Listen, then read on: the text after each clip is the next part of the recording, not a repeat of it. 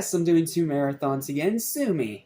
What's up? What's happening? What's going on? Welcome back to Animation Station. You know, what's such a different anything and everything animation. And welcome to our now pretty much annual live action marathon of this whole thing that's going on. So, last month it was Revenge of 31 Days of Horror and Halloween X3 Scooby Snacks and Spooks. This year it is Disneyvember and Bookvember, or as I like to call it, Legends of Literature. This is the month where we're going to be taking a look at a lot of book-based movie adaptations and see how they hold up. So I have a little bit of a prologue thing to tell you guys about, just like I did with the Aladdin review. So let me find it here, and I'll talk to you all about it. Now that we've buried the goals for the year, it's time to go back through the old bookshelf and check out some classic stories.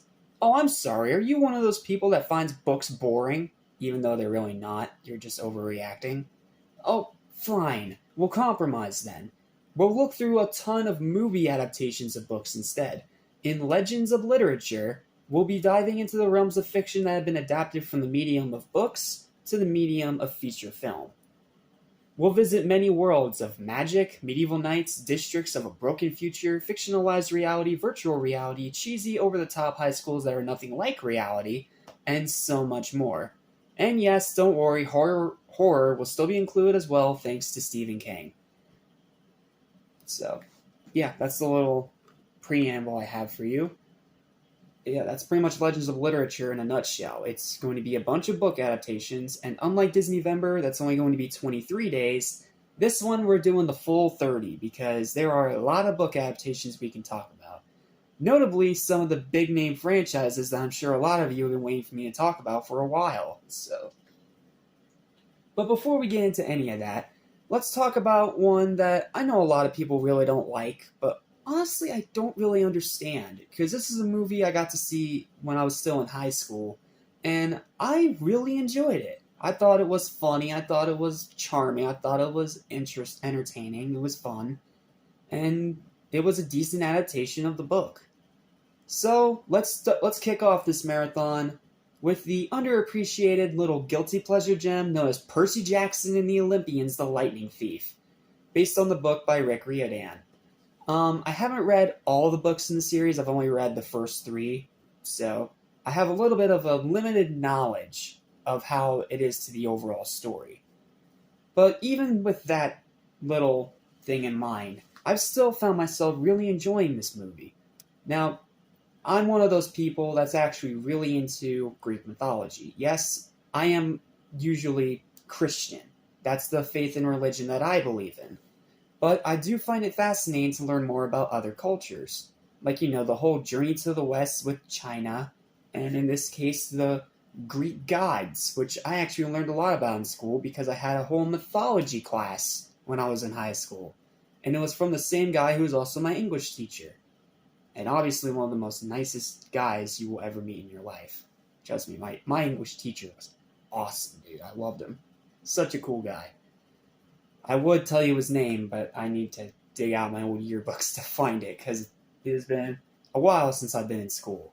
So, yeah.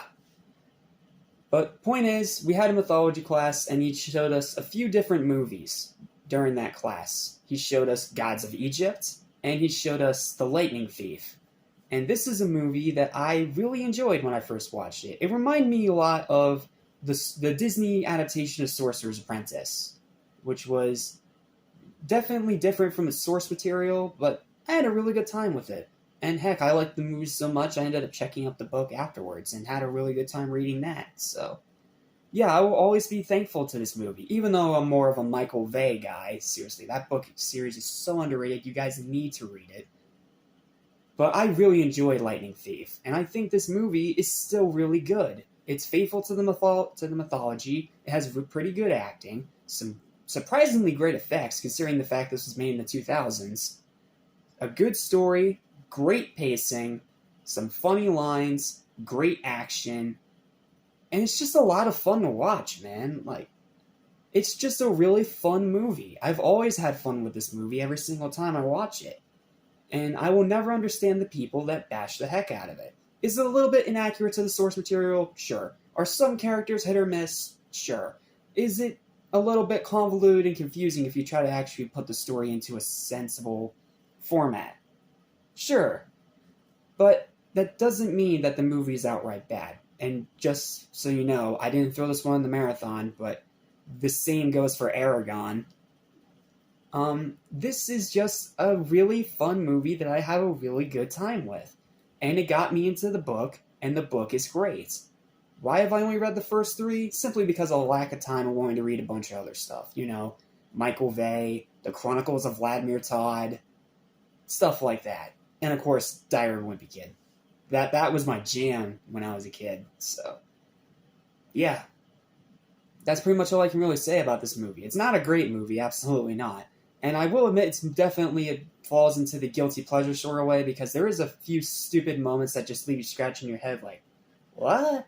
You really did that? But I always have fun with this movie, and I'm always going to enjoy this movie. Yes, you can call it childhood nostalgia, but I do not give a damn. I love this movie. I will always love this movie, and just like Disney's Sorcerer's Apprentice, I will continue to rewatch it for a long time. It is a fun, charming movie with mythological monsters fighting, and with a surprisingly really good lead performance. So, yeah. That pretty much wraps up this review. My final verdict for this movie is going to be a strong 7 out of 10. And I'll probably be one of the only people that ever puts a positive review of this movie online. But you know what? Screw it. It is my personal taste. It's my personal opinion. And yes, while I can definitely say that there's some nostalgia blinding me here a bit, I still really enjoyed this movie. And I will never understand the people that absolutely hate it so much. Again, just like Aragon, which this surprisingly has a lot of parallels with, which I'll talk more about hopefully next year when I do another one of these book-based marathons, because there's still a lot of these to talk about. So, yeah, 8 out of 10. I really enjoyed this movie, and I recommend you guys check it out, whether you have or haven't read the book. I still think it's a really good movie that's fun, charming, and entertaining. You know, in the cheesy 2000s movie kind of way. Well, that's it. Thank you guys so much for watching. Please don't forget to like, share, and subscribe if you haven't already. And stay tuned, because we have a long way to go in this marathon. Starting off with the movie that I'm not going to be so nice to, because this one I only saw once at the very end of my senior year. And woof, it is not good. Why? Well, I'll tell you all about it tomorrow when we cover Percy Jackson and the Olympians 2, Sea of Monsters.